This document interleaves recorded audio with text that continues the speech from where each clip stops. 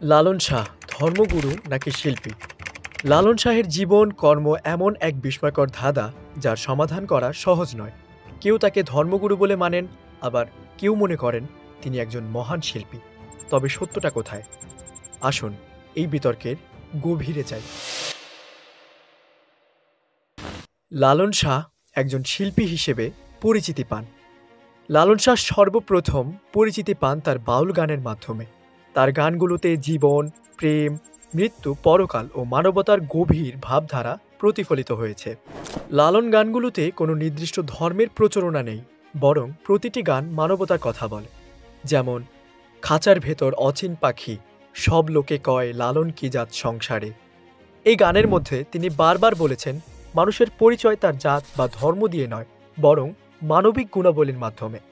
শিল্পী হিসেবে তার অবদান অসীম। তার গানগুলো শুধু বিনোদনের জন্য নয়, বরং মানুষের জীবনে গভীরতাকে স্পর্শ করে।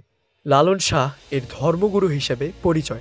লালন শুধু গান গেয়ে থেমে থাকেননি, তিনি তার ভাবধারার মাধ্যমে একটি আদর্শিক সমাজ গড়ে তুলতে চেয়েছিলেন।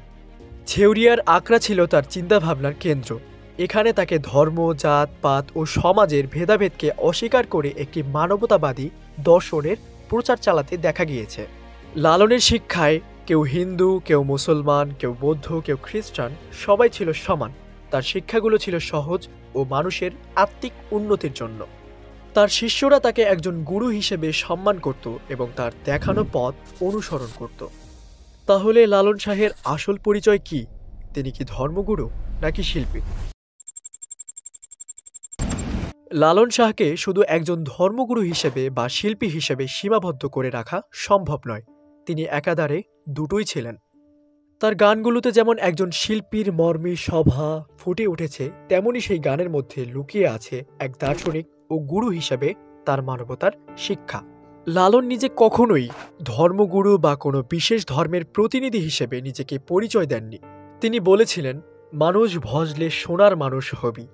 অর্থাৎ তিনি সব সময় মানুষকে মানুষের মতো দেখতে, ভালোবাসতে শিখিয়েছিলেন। তাহলে তাকে নিয়ে লোকমুখে এত বিতর্ক কেন? তার জীবনের অজানা অংশগুলোই মূলত এই বিতর্কের জন্ম দিয়েছে, যেমন তার জন্ম পরিচয় বা ধর্ম। অন্য কোনো এক ভিডিওতে তার জন্ম পরিচয় নিয়ে আলোচনা করা যাবে। কেউ বলেন তিনি হিন্দু ব্রাহ্মণ ছিলেন, আবার কেউ বলেন তিনি মুসলমান। এই ভ্রান্তিতে অনেকেই তাকে ধর্মগুরু হিসেবে দেখতে চেয়েছেন, আবার কেউ তাকে কেবল একজন গায়ক বা বাউল হিসেবে রেখে দিতে চেয়েছেন। অতএব লালন শাহকে একটি নির্দিষ্ট পরিচয়ে বেঁধে রাখা হবে অন্যায়।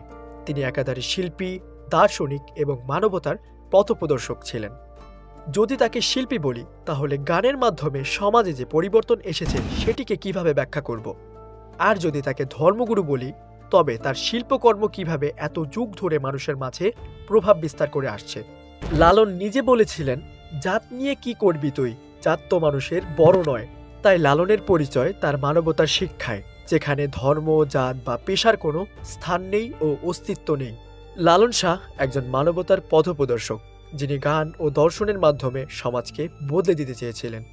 বন্ধুরা, আজকের এই এপিসোডটি আপনার কাছে কেমন লেগেছে তা অবশ্যই কমেন্ট বক্সে জানাতে ভুলবেন না। যুক্ত থাকুন আমাদের র্যান্ডম ভয়েস ইউটিউব চ্যানেলে এবং প্রতিনিয়ত এমন সব ভিডিও দেখতে সাবস্ক্রাইব করে পাশেই থাকুন। ধন্যবাদ।